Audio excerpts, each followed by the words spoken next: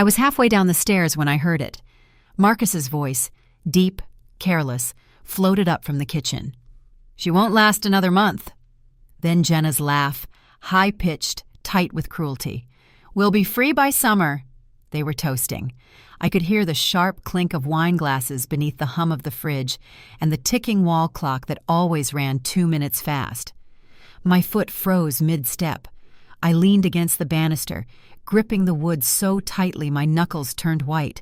I hadn't made a sound, but I felt exposed, like even the wallpaper could betray me. I crept back up, heart pounding against my ribs, and sat on the edge of my bed. The teacup I used every morning, white porcelain with a faded lilac rim, sat on the windowsill, half filled with cold chamomile. My hand trembled when I reached for it. It wasn't the words that shattered me, it was the ease, like they'd been waiting for this moment, as if they were counting down the days.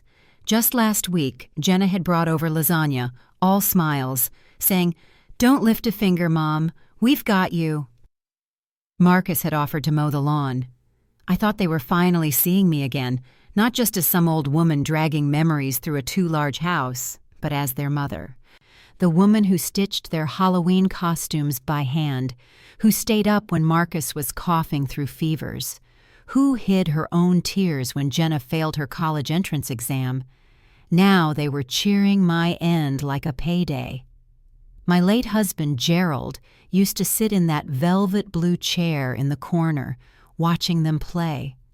After he passed, I kept his chair exactly where it was, slightly angled toward the fireplace, with the faded afghan he loved still draped over the back. That chair was my compass. Every evening, I'd glance at it and imagine his voice, calm and steady, saying, "We're still okay, Elaine." But now I wasn't sure we were. I didn't go back downstairs. I didn't say a word. I just stared at that chair, the afghan untouched, and for the first time in my life, I didn't feel like crying. I felt quiet in a way that scared even me. That night, I made tea, sat at the kitchen table by myself, and listened as Jenna rinsed wine glasses. They spoke in hushed tones, laughed like teenagers who'd gotten away with something. I didn't ask what they meant. I didn't interrupt. I left them with nothing but silence. But deep down, I knew something had shifted. And when things shift in silence, they never return the same. The morning sunlight spilled through the blinds, but it felt colder than usual. I stayed in bed longer than I should have. I could hear Lily's voice downstairs, faint and distracted, talking to someone on her phone. She used to climb into bed with me when she was little, tangling her hair into my sheets, begging for one more story. Now she barely looks up from her screen. I swung my legs over the side of the bed and sat there for a moment, staring at the wedding photo on the dresser. Gerald and I, laughing, his hand curled around my waist like I was made of something rare. The frame was crooked. Someone must have dusted around it and never bothered to straighten it. Funny how little things like that can feel like a shove. Downstairs, Marcus had already made coffee. His favorite kind, bold and bitter. The smell used to comfort me. Now it made my stomach turn. He looked up from his laptop when I entered the kitchen, but didn't say good morning. "Paperwork for the utilities," he muttered, pointing at a stack on the counter. "Just sign where I marked." Jenna breezed in 20 minutes later, lips too red, smile too wide. "Mom, you look tired," she said, tilting her head like a nurse about to deliver bad news. "You sleeping okay?" I nodded. They always ask how I'm sleeping lately, always watching me. At the kitchen table, I opened my pillbox. Monday, empty. Tuesday, empty. But it was Wednesday. My hand paused. I never miss a dose. Gerald used to tease me for my precision, said I could set the world's clocks by my habits. Someone had messed with my pills. I slid the lid shut, slow and quiet, and looked up to see Jenna watching me. She smiled again. That night, Jenna insisted on making me tea. "Chamomile," she said, placing the cup in front of me. "It helps with the nerves." The smell was off. Slightly metallic, like an old coin rubbed between fingers. I waited until they were in the other room. Then I poured it down the sink. Every last drop. Rinsed the cup, dried it carefully, placed it back on its hook. Then I whispered to the empty kitchen, "I see you." And for the first time, the silence didn't feel helpless. It felt like a weapon. I tried calling Margaret this morning. She's been my closest friend for over 30 years. We used to meet every Thursday at the cafe on Bellevue Street, swapping stories over lemon scones and lukewarm tea. The last time I saw her was at Gerald's funeral. She held my hand so tightly, I thought her grief might drown mine. But when I picked up my cell phone to call her today, it blinked, "No service." Strange. I walked to the living room to use the landline instead. It was gone. In its place sat some black box, sleek, sterile, and foreign. A digital assistant, Marcus called it, when I asked about it later. "It's easier," he said, waving me off. "You just say the name and it dials for you." But I didn't know how, and I didn't want it listening. I went back upstairs and tried logging into my email. Password incorrect, again and again. I clicked Forgot Password, but the recovery code went to a number I didn't recognize. Later, I found my checkbook missing from its drawer. Instead, there was a little white envelope labeled Allowance. Inside, 3 crisp $20 bills. No note, just silence and control. My floral checkbook was one of the last things that felt like mine. I used to carry it everywhere, even when no one else used checks anymore. Gerald called it my magic ledger. Now it was gone.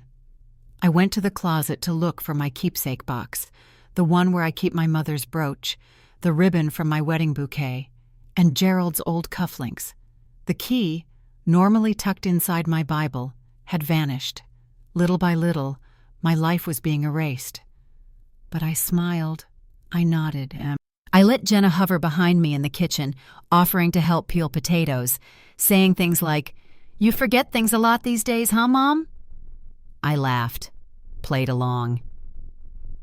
That night, when the house had finally gone quiet, I sat at my writing desk with a blue ink pen and a sheet of lined paper. I wrote, "My name is Elaine. I am not confused. I am not delusional. I remember."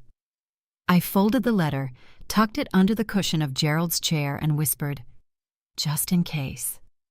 Because if they are going to make me doubt my memory, then I'll leave breadcrumbs for the version of me that comes next."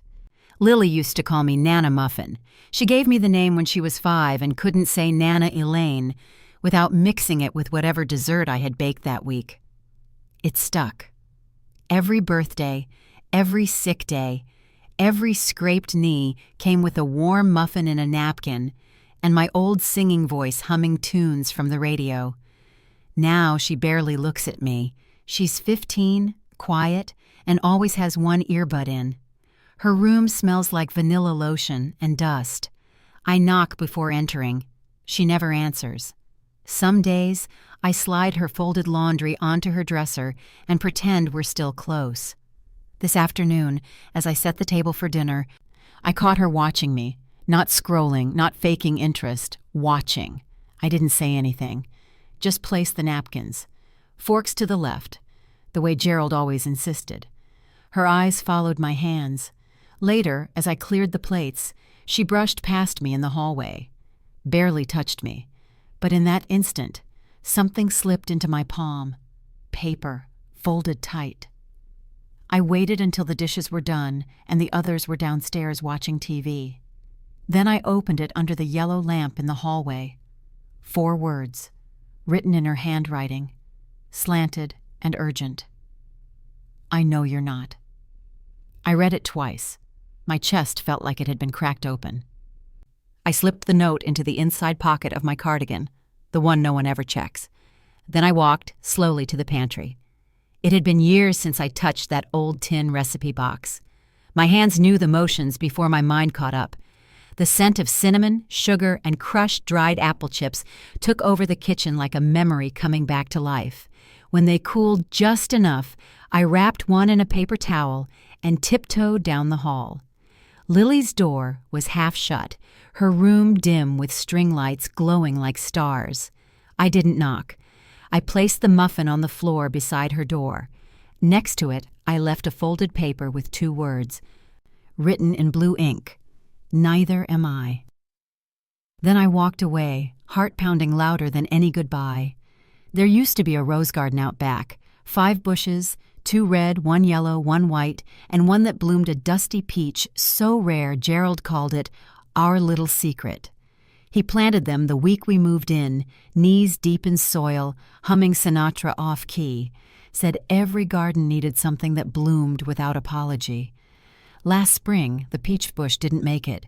I cried more than I should have. Now it's all concrete, flat, cold. Marcus paved it over to make space for his second car, the one with the vanity plate that says M Genius. I stood on the back steps this morning, fingers tight around my robe belt, staring at the space where the roses used to be. Nothing left but tire marks and oil spots. Even the little ceramic frog Gerald tucked under the bushes had vanished. When I asked Marcus what happened to the garden, he looked at me like I'd asked about unicorns. "What garden?" he said. "The rose garden. The one right there." He blinked. "You never had a rose garden, Mom." And just like that, with 6 words, he tried to unwrite 30 years of my life. Later, I checked the hall closet for my box of papers, marriage certificate, old letters, our first mortgage. The box was still there, but inside it was full of Jenna's receipts and a stack of expired magazines. My name was nowhere to be found. Even my favorite mug, the chipped blue one with the faded script that said, "World's Okayest Mom," was missing from the cabinet. In its place, a new set of glass tumblers Jenna ordered online. Sterile, soulless, they were scrubbing me out. That night, after they went to bed, I pulled out the old photo albums from the bottom drawer of the hutch. Someone had rearranged them. Pictures were out of order. Some were missing altogether, pages shuffled like a crooked deck. But I found one. Gerald in his denim shirt and grass-stained jeans, kneeling next to the peach rosebush, holding a gardening glove in one hand and smiling like the whole world lived in our yard. I turned it over, my handwriting, still careful, still mine. Planted the day we moved in. Proof. In ink, in flesh. I held it to my chest and whispered, "You were real." Because sometimes remembering becomes resistance. The envelope was beige and official-looking. I almost tossed it in the bin with the grocery ads and credit card offers. But something about the return address caught my eye. County Clerk's Office. I opened it at the kitchen table with my thumbnail, slow and careful. It was a letter confirming a change to my voter registration, a change I never made. "Dear Elaine M. Holloway, we are writing to confirm the recent update to your records." I stopped reading. The date was from 2 weeks ago. It listed a new mailing address, an assisted living facility on the other side of town. My heart thudded once, loud and hollow. I hadn't moved. I folded the letter into my purse and told Marcus I was going for a walk. He barely looked up from his phone. "Don't wander too far," he said, as if I were a dog off leash. I walked straight to the library. My legs were trembling by the time I got there. The public computers smelled faintly of disinfectant and stale popcorn. A teenage boy sat next to me, playing something loud through his headphones. I opened the records portal, typed in my name. 5 documents came up. One was a change of mailing address. Another was a medical directive, and then power of attorney, granting Marcus full control over my finances and my healthcare decisions. My hands went cold. I clicked download, then print. The librarian handed me the pages with a gentle smile I couldn't return. I didn't remember signing any of it. I didn't remember agreeing to hand over my life. As I stepped outside, blinking in the sudden sun, I saw it. Jenna's car, parked down the street, engine off, her sunglasses glinting through the windshield. She wasn't reading. She wasn't talking. She was watching. She didn't wave, didn't get out. I turned the corner and pressed the papers to my chest like a shield. They weren't just erasing me, they were legalizing it. and I had just become my own only witness. I pocketed 2 of the 20s Marcus left on the kitchen counter this morning. He always puts them there like he's doing me a favor. Like giving your mother money that used to be hers is a grand act of generosity. I usually leave them untouched, stacked like guilt. But today, I took them. At the corner store near Maple and 3rd, the cashier, a boy no older than Lily, looked surprised when I asked for a prepaid phone. "Like, a burner?" he asked, half smiling. I shrugged. "I don't need fancy." He handed it over in a small white box. I paid cash and told him I didn't need a bag. I walked the long way home with the phone hidden in the pocket of my cardigan, fingers wrapped tight around it like a secret too heavy to say out loud. That night, when the house dipped into silence, I crept into the laundry room and unboxed it by the dim light of the dryer. No apps, no contacts, just a keypad and a dial tone. I punched in Margaret's number from memory. She answered on the 3rd ring. "Hello?" She sounded cautious. "Margaret, it's me."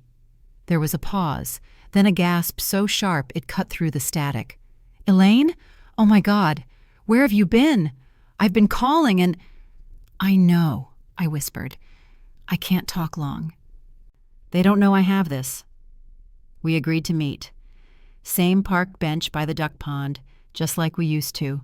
Noon, 2 days from now.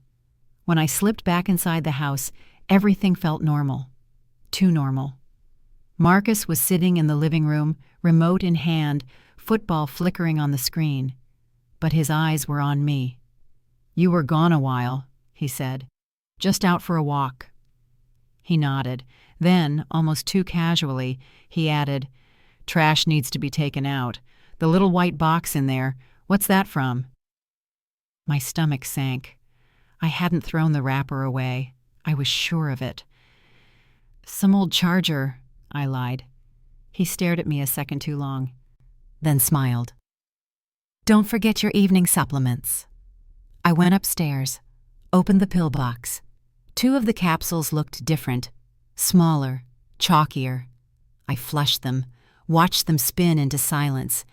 Then I whispered to the empty sink, "Not tonight."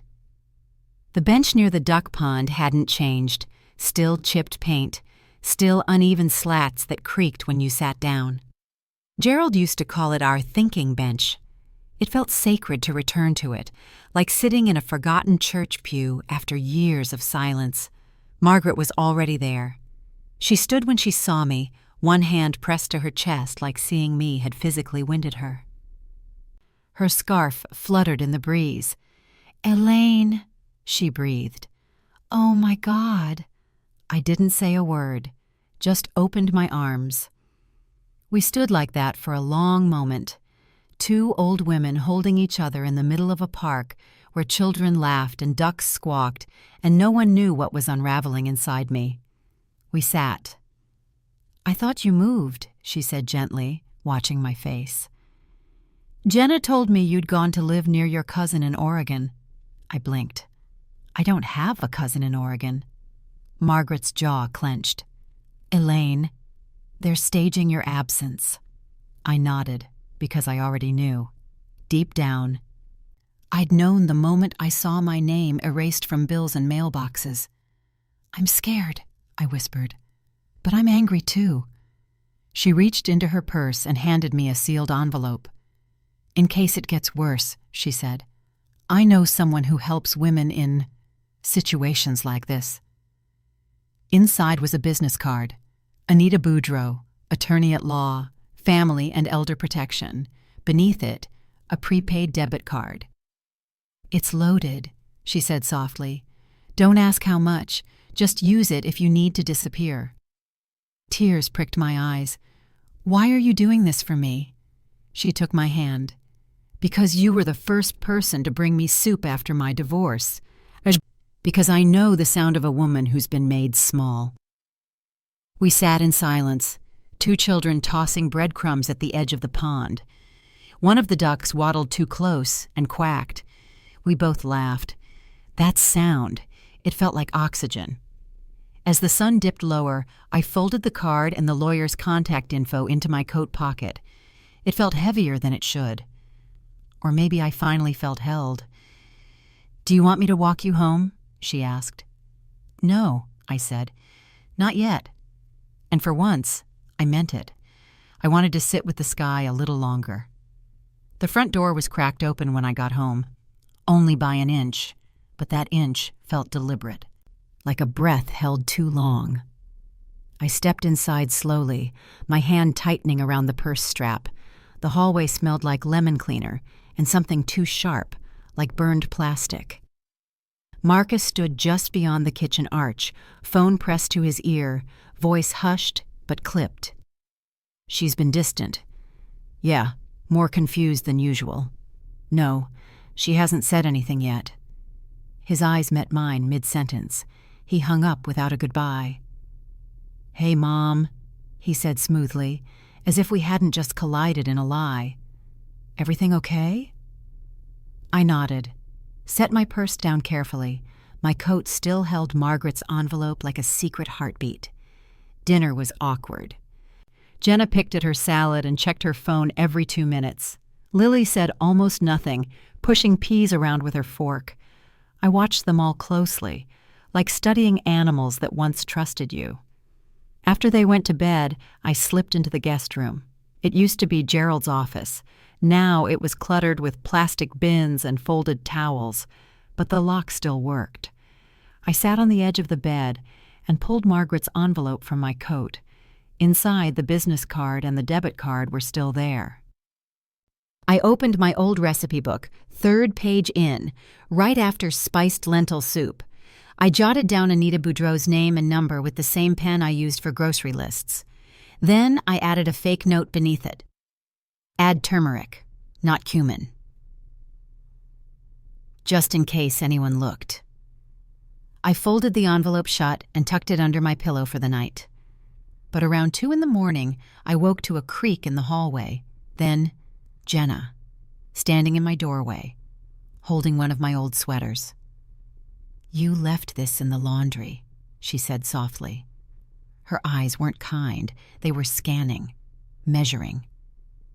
"Thank you," I whispered, reaching for the sweater. My hands didn't shake. She smiled, turned, and left. I waited until her footsteps disappeared. Then I moved everything. I opened the bottom of Gerald's chair, the lining still loose from years ago when he hid Christmas gifts in it.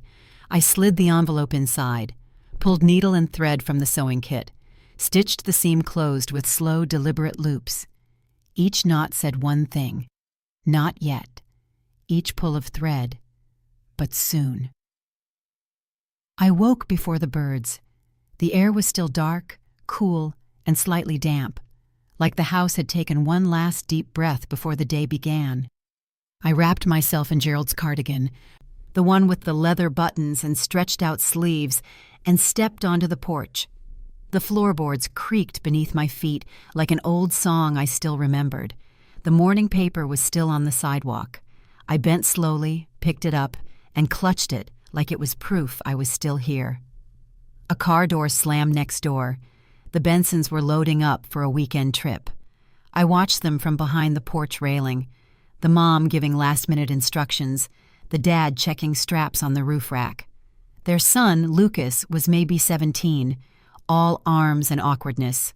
He turned toward me and froze for a second, then smiled and waved. It was small. Maybe nothing. But in that moment, it felt like a flare shot into the sky. Someone still saw me. Inside, the house was quiet. I checked the chair, carefully. The stitching held, no signs of tampering. But when I stepped into the pantry, I stopped cold. All the jars had been replaced. The old spice rack, gone. The handwritten labels Gerald and I had made decades ago, gone. In their place were shiny new containers with sterile black caps and printed names. Even the tiny jar of saffron Gerald gave me for our anniversary, a splurge at the farmer's market, was missing. A part of me vanished with it. Later that afternoon, Jenna cornered me in the hallway. "We've been thinking," she said casually, like she was talking about curtains. "This house, it's a lot for you, don't you think?" I blinked, It might be time to consider options, smaller places, something managed, with care, you know? I smiled, the kind of smile that says, I see the wolf in your sheep's coat. Maybe, I said. You're probably right. She kissed my cheek before walking away. I went to my room, pulled out the recipe book, turned to the page after Anita Boudreau's number, and scribbled 3 words beneath it in blue ink. It's almost time. The doorbell rang mid-morning. An odd thing, really. No one rings the bell anymore. They just walk in with a key or text me from the driveway. I opened the door slowly. Clarice, hair pinned back in her usual twist, a scarf with little sunflowers, and a loaf of cinnamon bread wrapped in foil and kindness.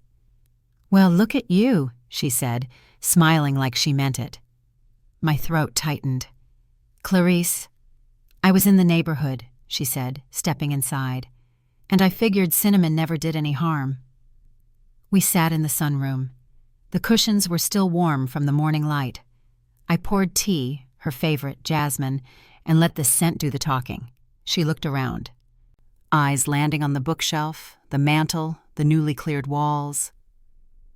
You doing all right, love? She asked, her voice soft as fabric. You've been hard to reach. I've just been resting more, I said. She didn't nod, didn't blink, just let the silence hang like laundry in the air. When she stood to leave, she handed me a small metal tin, green, faded, labeled in cursive, button collection. In case you ever need to mend something quickly, she said. Her fingers squeezed mine just a little longer than normal. After she left, I waited until the house was empty. I sat at my sewing table and opened the tin. Beneath buttons, threads, and a tiny brass thimble, there it was. A flash drive. No label. Just cold and black and pulsing with meaning. I tucked it into the zippered pouch of my sewing kit, between the spare needles and the embroidery scissors. Then I pulled out my recipe book. Under the lawyer's number. Under, it's almost time. I added one more line. Clarice suspects something. That night, I placed the tin beside Gerald's chair. Not inside it. Not yet. Just close enough to reach, because trust isn't something you bury. It's something you keep within arm's length. The note came at dawn. I found it pushed halfway under my door to curled at the edges like it had second thoughts about being delivered. The handwriting was slanted, hurried, unmistakably Lily's. I sat on the edge of my bed, heart rattling, and unfolded it with slow fingers. Nana. I saw Mom going through your drawers again. She was in your room after midnight. I don't think she knows I saw her. Marcus has been meeting some man in a gray car down the street. They talk in the driveway and then leave together. I don't know what they're planning, but I believe you. Please don't give up. Love, Lily. I read it twice, then a third time. She signed it. Love. And she said, I believe you. That was enough to make my hands shake. I folded it carefully, tucked it behind the framed photo of Gerald and me on our anniversary, and went about the day with a smile I didn't feel. Later, I found a small box on my bed. No card, no note. Inside was my mother's brooch, the silver one shaped like a lily, with the chipped enamel petal. I hadn't seen it in years, thought it lost or stolen. Now it had returned, quietly. Lily. It had to be. That evening, I took the flash drive to the library, sat at the farthest computer from the front desk, my coat wrapped tight, my breath shallow. The files loaded one by one, scans of my medical records, altered. Red flagged with early-onset dementia I was never diagnosed with. A file showing Marcus listed as my medical proxy. A document titled POA Final Signed PDF. Another folder. Photos of the house, staged and pristine. A draft listing for a private buyer. Price already set. They weren't just planning. They were executing. I clicked Print. Page after page slid out of the machine like confessions. I stuffed them into a borrowed manila envelope, sealed it tight, and held it to my chest like armor. Not for revenge, not even for justice, but for the truth. And for the first time in months, my hands shook not from fear, but from clarity. I stitched the envelope shut with double thread this time. No shortcuts, no frayed edges. Every tug of the needle was a knot tied to my name, my truth, my body still breathing in a house that wanted me written out. I tucked it back into the base of Gerald's chair, the worn corner where no one ever looked. Then I moved a throw pillow over the armrest and poured myself a cup of tea. The morning passed in quiet glances. Marcus watched me from over his newspaper, not reading, just watching. Jenna served toast, but said nothing. Her eyes were hollowed out, makeup cracking at the corners. Even Lily was quieter than usual. She didn't look up when I passed her in the hall, but I saw the note was gone from behind the frame. Someone had read it. Maybe her. Maybe more than her. After lunch, Jenna approached me with a smile that smelled like bleach. "Why don't we take a little drive, Mom?" she said, all syrup and lies. "There's this lovely place I'd love for you to see. They specialize in memory care. Just a tour, nothing formal." I looked at her for a long second, then nodded. "Of course, dear. Let me grab my sweater." I went upstairs, pulled on my cardigan, the one with the stitched secret in the hem, and slid the prepaid phone into the inner pocket. I didn't turn it on until we were halfway down I-90. Jenna was humming along with the radio, tapping the steering wheel like this was just another Sunday. I pressed the screen without looking and dropped a pin. Shared it with Margaret. No words, just coordinates. Jenna didn't notice. She was too busy rehearsing something in her head. Her lips moved without sound. We arrived at the facility just before 3. White stone, gated lawn, birds chirping like they were paid. "Just a little tour," she repeated, guiding me by the elbow. "To ease your nerves." Inside, I smiled, nodded, admired the floral curtains and fresh cookies in the reception area. Jenna signed me in at the front desk. I stood beside her, quiet. But my eyes didn't blink. I was wide awake and watching. The facility smelled like lemon polish and something too clean to trust. "Isn't it charming?" Jenna cooed, walking beside me like she was guiding a bride down the aisle. "They have art therapy, music, games. You'd love it here." I nodded and smiled, as if she hadn't just signed me in like a package waiting for storage. The administrator, a chipper woman named Tracy, led us through pastel-painted hallways with sunflower murals and carefully spaced benches. "We like to create a homey atmosphere," she said, her heels clicking too loudly on the tile. In one corner room, a piano played soft jazz on an automatic loop. As we passed a woman in a wheelchair, her fingers reached for mine. Her grip was cold, urgent. "Don't let them take you," she whispered. I paused, heart stammering, then nodded. "I won't." Jenna didn't hear. She was too busy asking about security protocols and medical staff rotation. We reached the activity room, a bright space filled with puzzles and half-finished paintings. On the wall was a corkboard with framed photos of current residents, most of them alone, some smiling, some not. One frame at the bottom had a printed label tucked inside. "Elaine M. Holloway, Room 4C, pending." I stared at it for a long moment. Not a tour, a placement. Tracy excused herself to get pamphlets. Jenna's phone buzzed, and she stepped aside to answer it. I slipped into the nearby restroom, locked the stall, pulled out the prepaid phone, typed, "They're trying now." Sent it to Margaret. No punctuation, no time for frills. I flushed the empty toilet, washed my hands, and stared into the mirror. My reflection looked pale, but not afraid. The woman looking back at me was awake, aware, angry. I ran my wet fingers through my hair, straightened my cardigan, then whispered to the sink, "Let them try," and stepped out like a soldier in pearls.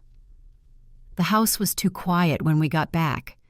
Jenna's voice was clipped as she thanked me for being open-minded. Marcus didn't even look up from the couch. He was on the phone, speaking in half sentences like someone folding lies into paper cranes. I walked straight to my room, didn't speak, didn't pause. Lily was at the kitchen table, textbook open, pencil idle in her hand. A sandwich sat untouched. She didn't look up as I passed, but I felt her eyes on my back. An hour later, after the lights dimmed and Marcus's voice faded behind the bedroom door, I heard a soft knock. 3 gentle taps. I opened my door to find Lily standing there barefoot, sleeves pulled over her hands. She stepped inside without a word and closed the door behind her. "They think you're going to sign something tomorrow," she whispered. My breath caught. "Papers," she added. "Mom printed them this morning. I saw her hide them." Under the cushion on the gray chair in the den. I reached for her hand, but she pulled away gently. "You didn't hear it from me," she said. I nodded, and then she left. I waited until the house breathed deep with sleep, then padded down the stairs. The gray chair in the den was a newer one, Jenna's taste. Slim legs, no history. I lifted the cushion with slow fingers. There they were, legal forms, asset transfer, power of attorney reaffirmed. My name printed at the top in a font too clinical to feel like mine. The signature line at the bottom was blank. Not for long, I was supposed to believe. I carried the papers into the kitchen, turned on the oven, slipped them inside like a tray of cookies meant for someone else's mouth, watched the edges curl and brown. The fire alarm chirped once and died. And in the faint smell of burnt ink and legalese, I whispered, "I'm still here." The library was quiet that morning. Even the air felt hushed, like it knew I was doing something dangerous. I sat at the second-to-last computer, the one near the emergency exit, and opened a new email. Subject, lentil soup variation inquiry. I typed the message with trembling fingers. "Hi, Anita.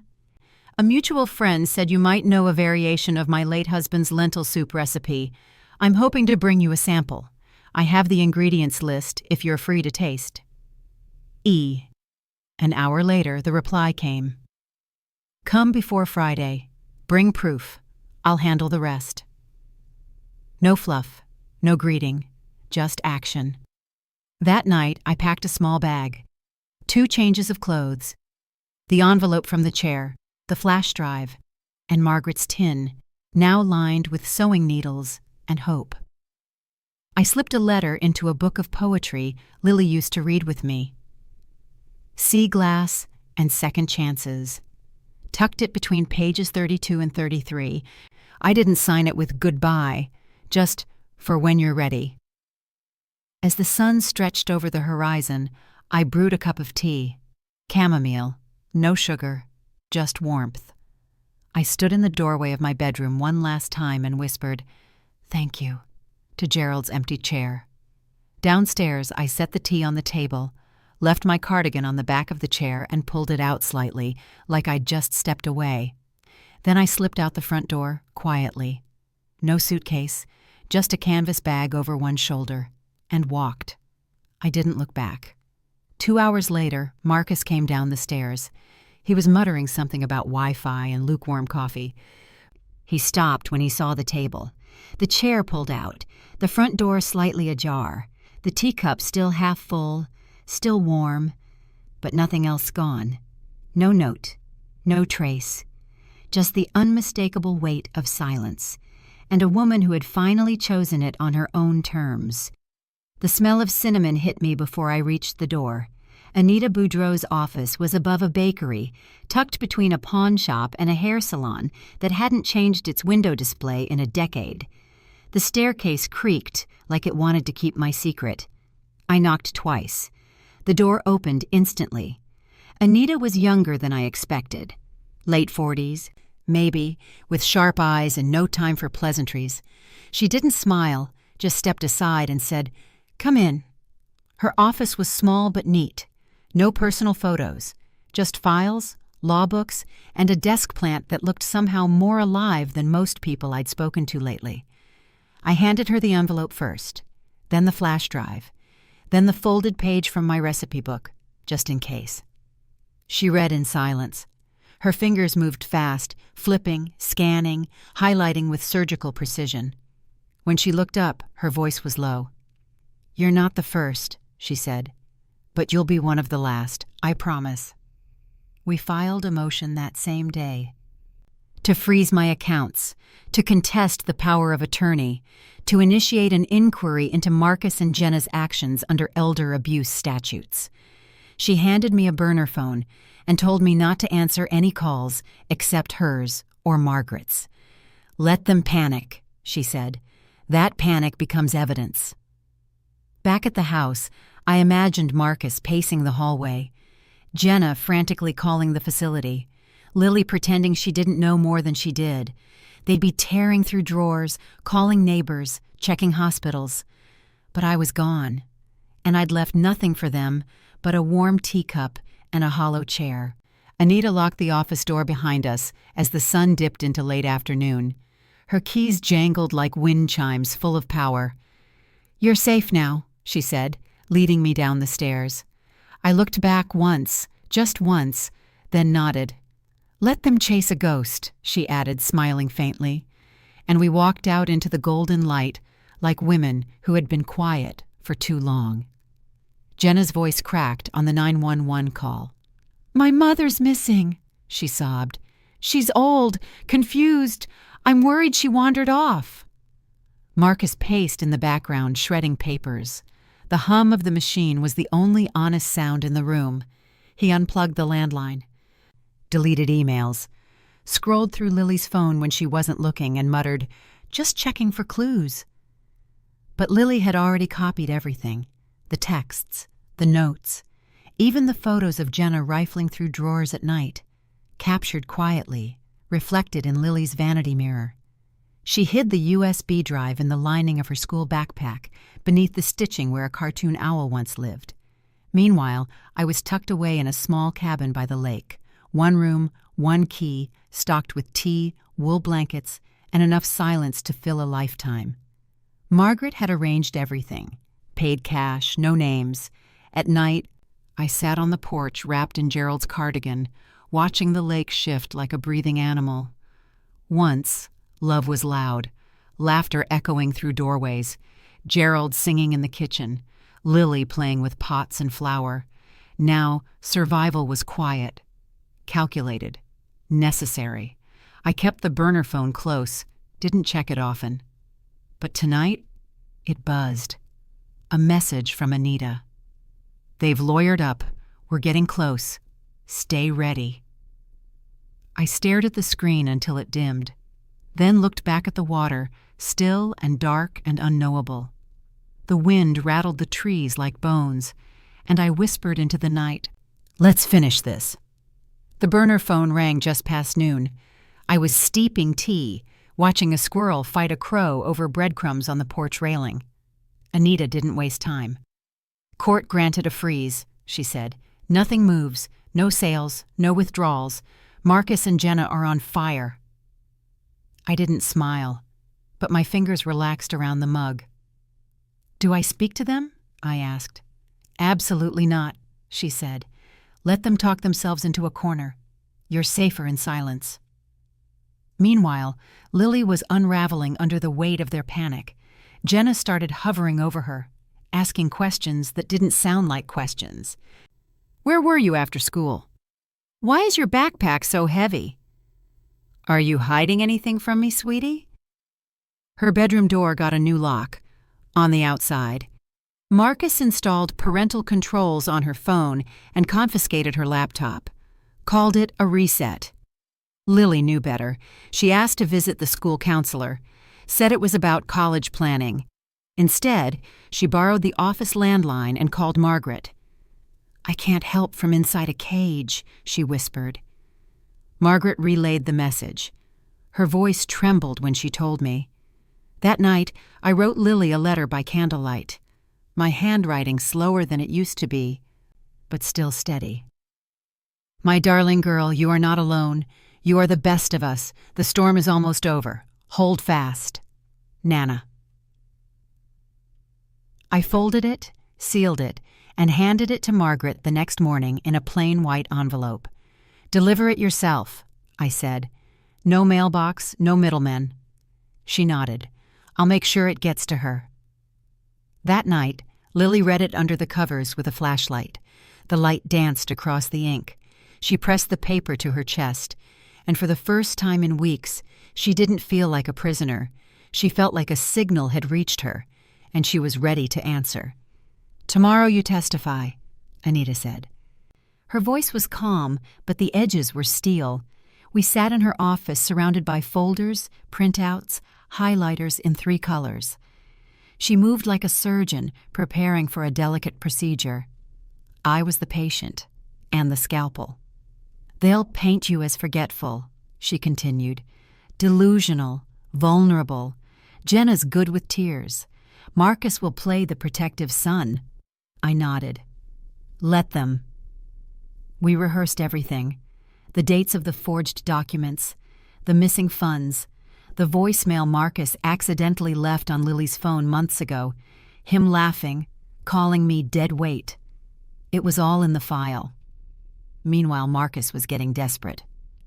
He hired a private investigator, middle-aged, beige car, slick shoes, showed up at the bakery under Anita's office, asking questions about an elderly woman who may be confused and in danger. The owner, God bless him, offered him a cinnamon roll and told him nothing. That night, Margaret moved me again. Too risky to stay above the bakery now. We relocated to an attic above a flower shop downtown, small, dusty, but hidden. The florist handed me a key and said, "You smell like lavender. That means you're safe." I slept on a cot beneath a slanted skylight, watched the stars form patterns only I could name. The silence was different now. Not empty, not scared, focused. They had spent so long trying to write me out of my own story, they'd forgotten one thing. I still held the pen. I wrote in my journal, "Tomorrow I speak." And I meant every word. The courtroom smelled like paper and cold metal. My boots echoed as I walked toward the stand. I wore Gerald's brooch on my lapel, not for decoration but as armor. Marcus and Jenna sat behind their lawyer, all neutral expressions and folded hands. If I hadn't known better, I might have believed they were worried about me. But I knew better. Anita stood beside me, calm as ever. Her file was thick, her voice sharper than any gavel. The opposing attorney started slowly. "Mrs. Holloway, would you say your memory has declined recently?" I smiled. "Only for things I don't care to remember." A few chuckles broke the tension, even from the judge. They pressed on. Questions about medication, forgetfulness, confusion. I answered each with deliberate pauses and unflinching clarity. Then Anita stood. She laid out the timeline. The forged power of attorney. The false diagnoses entered without consent. The attempt to transfer ownership of my home without my knowledge. She handed the judge a flash drive labeled simply EH. On the screen, surveillance footage.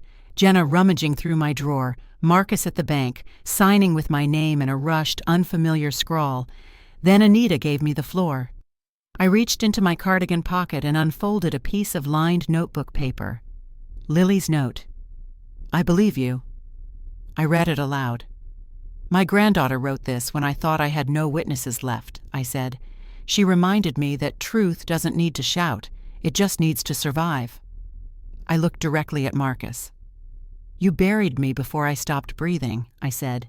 He flinched. Even Jenna shifted in her seat. The judge's voice cut through the stillness. "This matter will move to full investigation." She paused. "Effective immediately, the petitioner, Mrs. Holloway, is granted temporary protective relief. No access to her accounts, property, or person shall be granted to the respondents without court review." The gavel fell. Not an ending, but a beginning. Anita exhaled beside me, and I stood steady, knowing this time they'd have to watch me walk away. The new apartment smelled like lavender and paint. It was tucked above an old tailoring shop on a quiet street, second floor, with lace curtains that softened the sunlight. From the front window, I could see a corner grocery where an old man watered potted herbs out front every morning. Anita's network arranged everything. Rent paid for 6 months, utilities included, no forwarding address. A fresh start without fanfare. Margaret visited the first afternoon, carrying soup in a thermos and tulips in a chipped mason jar. "I didn't know what color you'd want," she said. "Doesn't matter," I smiled. "It's not about the petals. It's about who brings them." That evening, there was a soft knock on the back entrance. Lily, accompanied by a woman from child advocacy, stern, kind, with a clipboard and eyes that had seen too much. Temporary protective status, supervised visits, but safe. Lily ran into my arms like she'd been holding her breath for weeks. We sat on the small couch in the living room. I braided her hair slowly, just like when she was little. Her shoulders relaxed with each tug. "I missed you," she whispered. "I never left," I said. "I just had to hide where they couldn't reach." Anita called that night. "Investigators have flagged irregular activity. Your accounts, property transfers, medical records, it's all unraveling." I didn't cheer, didn't gloat. I just looked at Lily. "We're not safe yet," I told her, "but we're seen, and that matters." She reached into her backpack and pulled out something wrapped in a rolled sock, unfolded it slowly. My brooch, the lily-shaped silver one, the chipped petal still intact. "I found it in Mom's dresser," she said. "I knew it wasn't hers." I held it in my palm, weighty and cold. "You saved this?" She nodded. I clipped it to my sweater, right over my heart, then pulled her close. And we sat there. No sirens, no screams, no gavel. Just two women, rebuilding the world, one braid, one breath, one truth at a time. The letter came in a plain envelope, no fancy seals, just my name, centered, spelled right. Elaine M. Holloway. I ran my fingers over it before opening, like I was touching something sacred. Inside, a notice from the bank. Accounts frozen pending audit. Power of attorney revoked. Access restored solely to me under court supervision. I didn't cry. I just exhaled. 2 days later, I walked into the branch in person. The same teller who once brushed me off now stood a little straighter, smiled with something like apology. "ID, please," she said. I handed it over without shaking. She glanced at the screen, then at me. Then smiled again, for real this time. "What can I help you with, Ms. Holloway?" I didn't need anything, really, but I asked for a printed balance sheet. She handed it to me in a thin envelope, crisp and folded. I thanked her. Not for the paper, but for saying my name like it belonged to me. Meanwhile, Jenna and Marcus were served subpoenas. Their lawyer tried to delay proceedings. It didn't work. Lily was officially moved into a guardian placement, a temporary setup arranged by Margaret and Anita. It wasn't permanent, but it was safe. She came to visit on Sundays. We painted teacups and made sandwiches we didn't finish. I decorated the apartment slowly.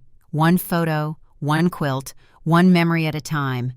I found my recipe book in the canvas bag I'd carried from the lake cabin, flipped to the page beneath Anita's number, beneath Lily's note, and wrote, "Freedom doesn't always arrive with applause. Sometimes it walks in quietly and stays." I stood at the window that evening, holding my brooch between my thumb and forefinger. Outside, the clouds pulled back like a curtain, and sunlight spilled across the pavement like forgiveness. Not everything was fixed, but I was no longer erased, and that was enough. The judge didn't raise her voice when she ruled. She didn't need to. Power of attorney, void. Home title, restored. Access to financial accounts, exclusive to Mrs. Holloway. Contact from respondents, prohibited pending further action. The courtroom was silent, except for the click of Jenna's heels as she left. Marcus didn't even look at me. He just stood there, jaw tight, as if losing what he stole was some great injustice. But I didn't watch them go. I looked at Anita. She nodded once, a quiet victory shared without fanfare. Lily sat in the back row, flanked by Margaret and the guardian caseworker. When the judge asked where she wanted to stay, she stood and said clearly, "I want to stay where I'm safe. With Margaret." Afterward, things moved slowly. Neighbors whispered. A few dropped off casseroles. The church sent a card, signed by everyone, including those who hadn't spoken to me in months. One of Marcus's former co-workers sent an anonymous email. "We all knew. I'm sorry we didn't say anything." I didn't reply. Not out of anger, just peace. I baked more, read old novels, watered a stubborn fern I named Edith, wrote letters to myself, reminders, breadcrumbs, strength on paper. One afternoon, I sat with the brooch in my palm, turned it over. The petals still chipped, still beautiful. I wrapped it in a piece of velvet, tucked it into a small envelope, and addressed it to Lily. Inside, a note. "Keep this until the day someone makes you feel invisible. Then read it twice." I kissed the seal and dropped it in the post box. As it disappeared into the slot, I smiled. Because the best kind of legacy isn't money or property or names carved into headstones. It's a whisper passed down. It's something that says, "You're still here, and you were always worth seeing." The mornings are quiet now, not hollow, not haunted. Just quiet. I wake before the sun, make tea in my favorite mug, the one Margaret found at a thrift shop that says "Still Standing" in chipped blue cursive, and write in my journal. Some days I write memories, some days plans, some days just lists of things I can still taste, smell, feel. Lavender soap, lemon scones, Gerald's laugh in the rain. The legal case is still ongoing. Marcus and Jenna have hearings scheduled, depositions lined up, layers of consequences peeling back like wallpaper. But I don't check the updates anymore. Anita sends summaries. Margaret screens the calls.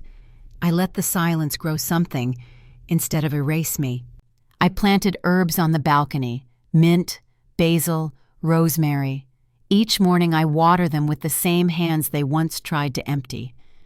Last night, Lily came by, just her, no caseworker, no fear. We sat on the balcony wrapped in mismatched blankets, watching the street lights blink on one by one. She sipped her tea slowly, then said, "You didn't just survive, Nana.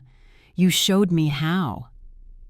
I didn't answer right away, just reached under the chair cushion and pulled out an envelope.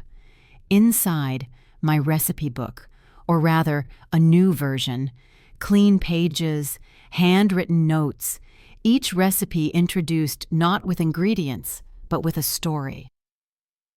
"Because food remembers," I told her, "even when people don't." She held it like a gift too precious to open. And I looked at her, this girl I once rocked to sleep, now growing taller in the light of her own voice. "I love you," she said. "I know," I whispered. "That's why I never disappeared." Later, after she left, I sat alone with the lamp casting soft gold across the room. I opened my journal and wrote one final sentence.